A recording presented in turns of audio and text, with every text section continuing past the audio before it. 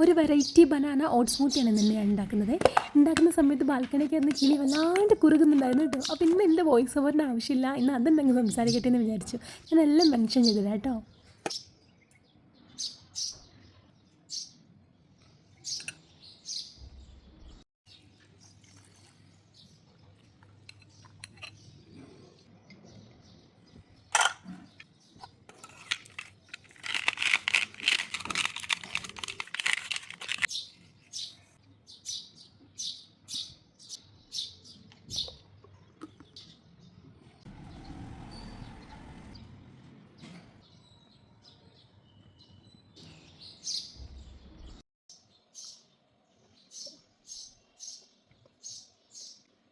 നമ്മൾ പഴം ഫ്രീസറിനകത്ത് വെക്കുന്നത് ഒരു കീ പോയിൻ്റാണ്.